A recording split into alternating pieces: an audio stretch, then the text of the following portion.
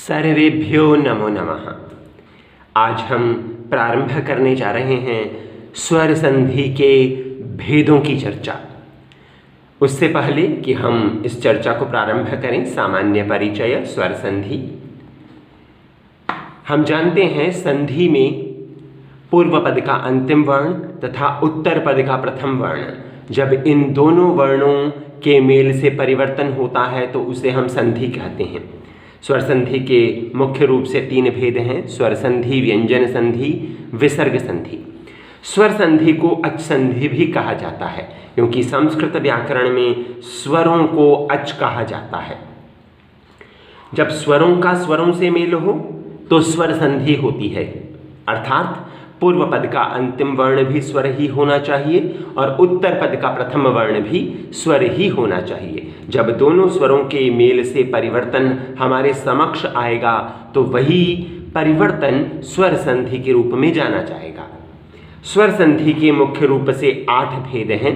आज हम चर्चा करेंगे प्रथम भेद दीर्घ संधि की। तो दीर्घ संधि की चर्चा प्रारंभ करते हैं। दीर्घ संधि, जैसा कि नाम से ही हमें स्पष्ट हो रहा है, दीर्घ संधि करने के पश्चात हमें परिणाम स्वरूप दीर्घ स्वरों की प्राप्ति होती है। अतः हम इस संधि को, स्वर संधि के इस भेद को दीर्घ संधि कहते हैं।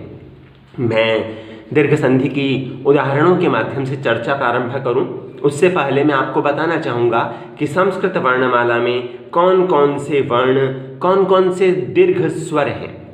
दीर्घ स्वर हैं संस्कृत वर्णमाला में आ, ई, ऊ, री। ध्यान दीजिएगा, ऊपर जो री दिया गया है वो ह्रस्व है, जो नीचे री लिखा गया है वो शुद्ध है, दीर्घ स्वर है। तो 4 ही दीर्घ स्वर हैं संस्कृत वर्णमाला में। इन्हें हम प्राप्त कैसे करते हैं? जब दीर्घ या ह्रस्व स्वर आपस में मिल जाए। आइए इस नियम की जानकारी प्राप्त करते हैं, इसे पढ़ते हैं। जब ह्रस्व या दीर्घ अ, ई, उ, री के आगे क्रमशः ह्रस्व या दीर्घ आ, ई, उ, री आ जाते हैं। यहाँ पर ह्रस्व ही दिए गए हैं, क्योंकि ह्रस्व के बाद ह्रस्व भी हो सकते हैं और ह्रस्व के बाद दीर्घ वर्ण भी हो सकते हैं, दीर्घ स्वर भी हो सकते हैं।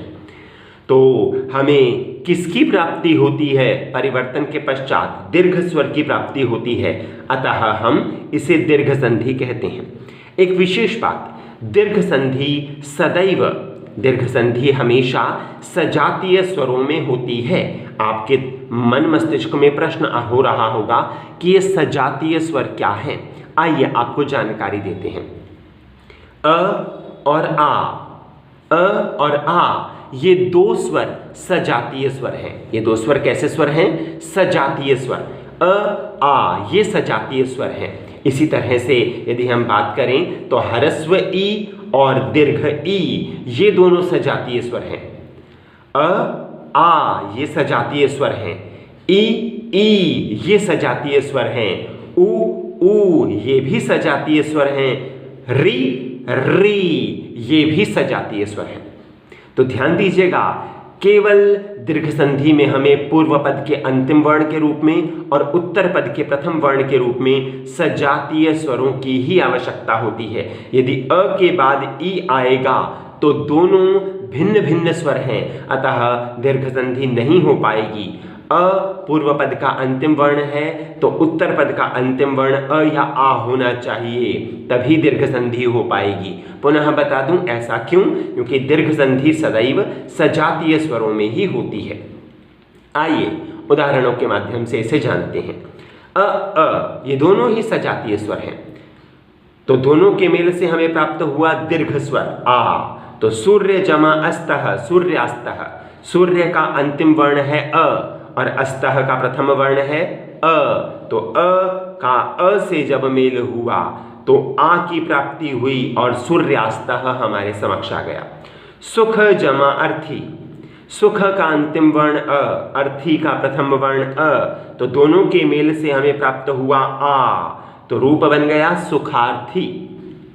ऐसे ही राम जमा अवतारः, राम जमा अवतारः, राम का अंतिम वर्ण अ, अवतारः का प्रथम वर्ण अ, तो दोनों के मेल से हमें आ की प्राप्ति हुई, रामावतारः। अब आपने देखा कि अ दोनों तरफ अ है। इसी तरह से यदि पूर्व पद का अंतिम वर्ण ह्रस्व अ हो और उत्तर पद का प्रथम वर्ण आ हो तो दोनों के मेल से भी हमें दीर्घ आ की प्राप्ति होती है। यथा भांड आगारः, भांड का अंतिम वर्ण है ह्रस्व अ, जैसा कि हमें ऊपर दिखाया गया है। आगारः का प्रथम वर्ण है आ, तो दोनों के मेल से हमें दीर्घ स्वर की प्राप्ति हुई आ, और रूप बना भांडागारः। भांडागारः का अर्थ होता है बर्तनों का भंडार।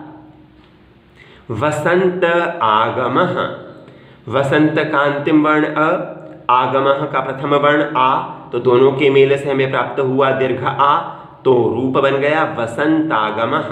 आइए अगली स्थिति देखते हैं। अब पूर्व पद का अंतिम वर्ण आ और उत्तर पद के प्रथम वर्ण के रूप में अ, तो दोनों के मेल से हमें पुनः आ की प्राप्ति होगी। तो रेखा जमा अंकितम, रेखा का अंतिम वर्ण है आ और अंकितम का प्रथम वर्ण है अ, तो दोनों के मेल से हमें आ की प्राप्ति हुई, रूप बना रेखांकितम। ऐसे ही विद्या जमा अर्थी, विद्या का अंतिम वर्ण आ और अर्थी का प्रथम वर्ण अ, तो दोनों के मेल से रूप बना विद्यार्थी। यदि हमें पूर्व पद के अंतिम वर्ण के रूप में और उत्तर पद के प्रथम वर्ण के रूप में दोनों ही स्थानों पर आ की प्राप्ति हो, दीर्घ आ की, तो दोनों के मेल से हमें आ ही प्राप्त होता है। आ जमा आ, विद्या जमा आलयः, विद्यालयः। विद्या का अंतिम वर्ण है आ और आलयः का प्रथम वर्ण है आ, दोनों के मेल से हमें आ की प्राप्ति हुई, विद्यालयः।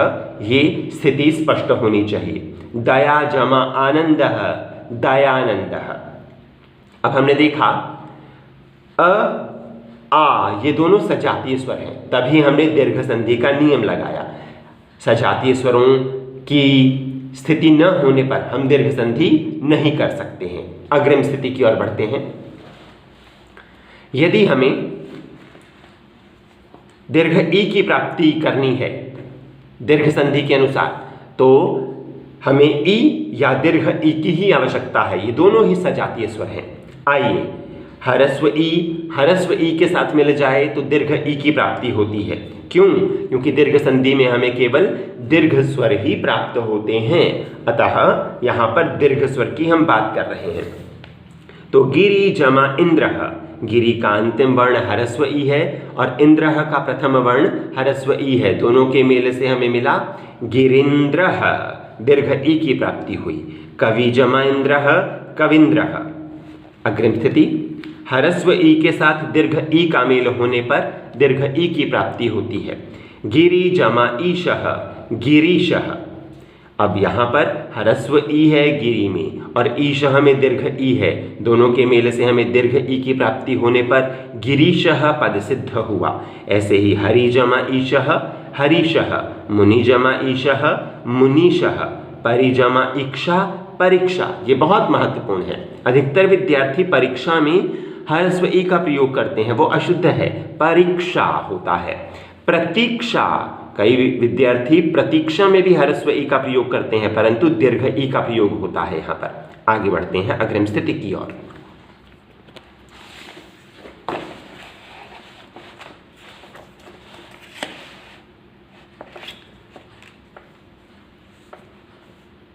दीर्घ ई का दीर्घ ई से मेल हो तब भी दीर्घ ई की प्राप्ति, क्योंकि दोनों ही सजातीय स्वर हैं। सती जमा ईशः, सती का अंतिम वर्ण दीर्घ ई, ईशः का प्रथम वर्ण दीर्घ ई, दोनों के मेल से दीर्घ ई की प्राप्ति, रूप बना सतीशः। नदीशः, रजनीशः, लक्ष्मीश्वरः, लक्ष्मी जमा ईश्वरः। इस प्रकार से ये स्थिति बनेगी। ऐसे ही दीर्घ ई ह्रस्व ई से मिल जाए तब भी दीर्घ ई की स्थिति बनती है। तो योगी जमा इंद्रः, योगिन्द्रः। मही जमा इंद्रः, महीन्द्रः। सुधी जमा इंद्रः, सुधीन्द्रः। अब देख लीजिए, योगी में दीर्घ ई है, इंद्रः में ह्रस्व ई, दोनों के मेल से दीर्घ ई की प्राप्ति। योगींद्रः, महेंद्रः, सुधींद्रः, ये स्थिति स्पष्ट होनी चाहिए। आगे देखिए, दीर्घ उ की प्राप्ति कब होगी? दीर्घ संधि के नियमानुसार। यदि हमें उ या उ का सजातीय स्वर प्राप्त हो जाए तो उ का सजातीय स्वर क्या है?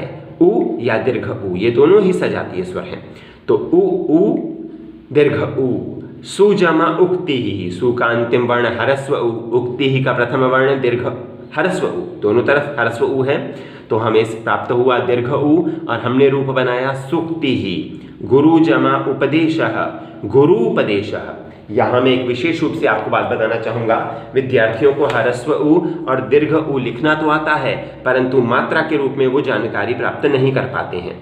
हमारे सामने है ह्रस्व उ, और ह्रस्व उ को जब हम मात्रा के रूप में लिखते हैं तो इस प्रकार से लिखा जाता है, लेकिन जब दीर्घ उ को मात्रा के रूप में लिखा जाता है तो इस प्रकार घुमा दिया जाता है। आप देख पा रहे होंगे, सुक्ति में जो हमने मात्रा के रूप में उ प्रयोग किया है वो कैसा है? वो घुमावदार है, अतः वो दीर्घ है। स्पष्ट होना चाहिए आपको। तो सुक्ति ही का जो उ है वो दीर्घ उ इस प्रकार से लिखा जाएगा। ठीक है, तो यहाँ पर ध्यान दीजिएगा, हमने गुरु जमा उपदेशः देखा, गुरु का अंतिम वर्ण ह्रस्व उ है। देख लीजिए, ये जब र के बाद उ प्रयोग किया जा रहा है तो यहाँ पर घुमाया नहीं जा रहा, उसे सामान्य रूप से लिखा जा रहा है, इसका मतलब है वो ह्रस्व उ है। यदि हम उसे इस प्रकार से लिखते तो वो दीर्घ उ हो जाता। तो आइए, सिंधु, क्षमा चाहूँगा, सिंधु जमा उर्मिहि, तो सिंधु ह्रस्व उ, उर्मिहि दीर्घ उ, दोनों के मेल से दीर्घ उ की प्राप्ति और रूप बन गया सिंधुर्मिहि। लघु जमा उर्मिहि, लघुर्मिहि, सिंधु जमा ऊर्ध्वम, सिंधुर्ध्वम। आइए और स्थितियां देखते हैं। दोनों तरफ ह्रस्व उ होने पर यहाँ पर थोड़ी सी इन्होंने अस्पष्टता रखी है, दोनों तरफ दीर्घ उ है। यहाँ पर उदाहरणों में आप देख पाएंगे, तो भू में दीर्घ उ है और ऊर्जा में भी दीर्घ उ है, तो दोनों के मेल से हमें दीर्घ उ की प्राप्ति होगी। भूजमा ऊर्जा, भूर्जा, भूजमा ऊर्ध्वम, भूर्ध्वम, चमु जमा ऊर्ध्वम, चमूर्ध्वम, वधु जमा ऊर्जा, वधुर्जा। अब एक तरफ यदि दीर्घ उ हो, देखिए यहाँ पर उल्टा लिख दिया गया है, यहाँ दीर्घ उ होना चाहिए और यहाँ ह्रस्व उ होना चाहिए। ध्यान दीजिएगा, ये अशुद्ध है, ये अशुद्ध है, ये शुद्ध है।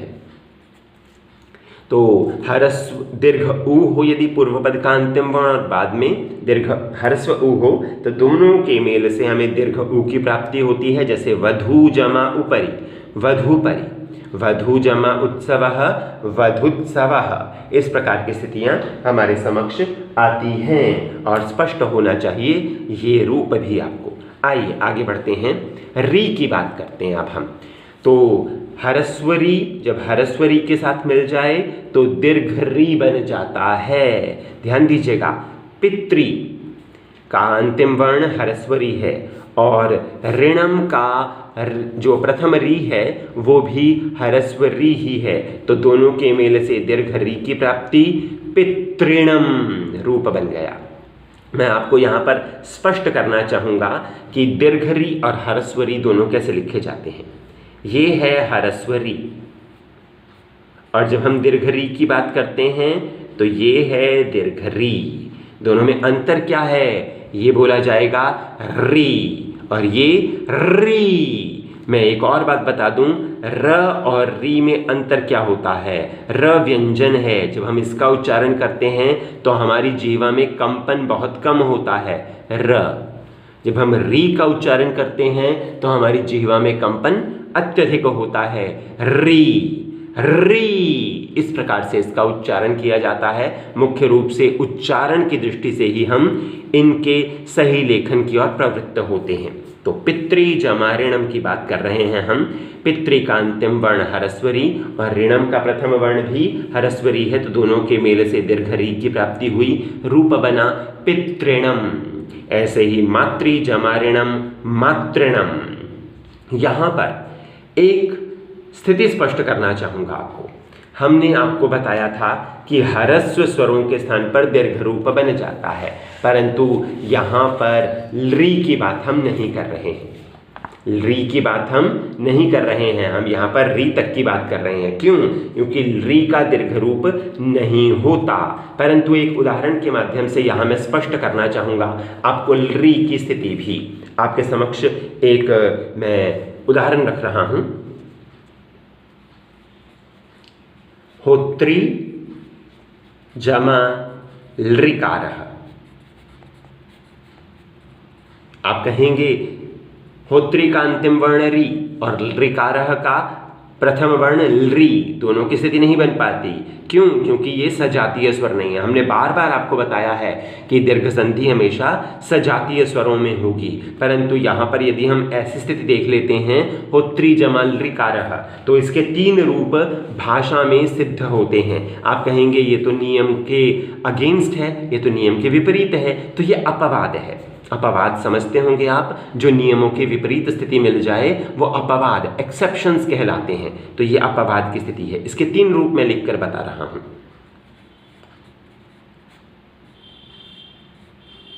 होत्रीकारः, दोनों के स्थान पर री और री के स्थान पर दीर्घ री हो जाना।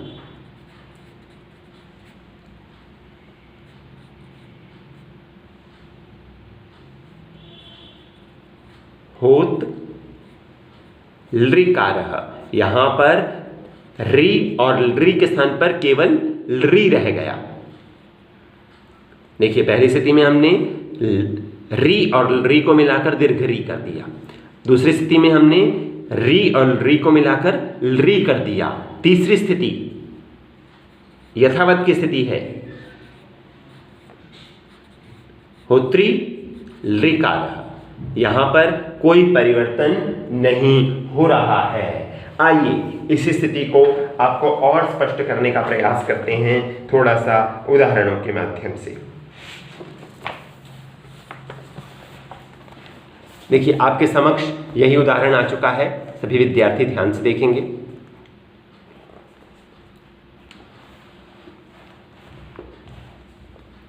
होत्री जमा लृकारः, दीर्घ री की स्थिति हमने बनाई है। पहली स्थिति में होत्री कारः, दीर्घ री कर दिया।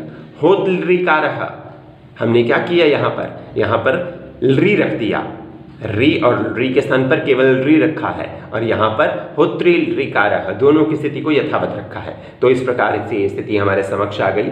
इसके अतिरिक्त दीर्घ संधि में कुछ और अपवाद भी होते हैं, जैसे कुल जमा अटा।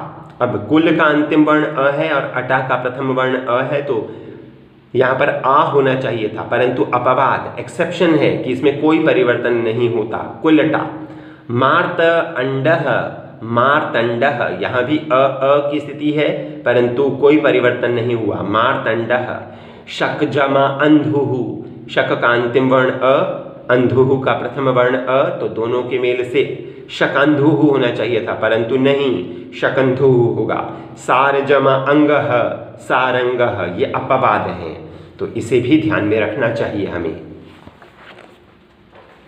देख लीजिए यहाँ पर कुछ एक और उदाहरण है आपके सामने। कर्क जमा अंधुः, कर्कंधुः। सीम जमा अंतः, सीमंतः, हम सीमांतः कर देते हैं, परंतु दीर्घ संधि के नियमानुसार यहाँ पर परिवर्तन नहीं होगा, ये अपवाद हैं। तो दीर्घ संधि हुई समाप्त। आशा करते हैं सभी समझ पा रहे होंगे। पुनः पुनः कीजिए अभ्यास। शुभकामनाएं। धन्यवाद। सर्वेभ्यो नमो नमः।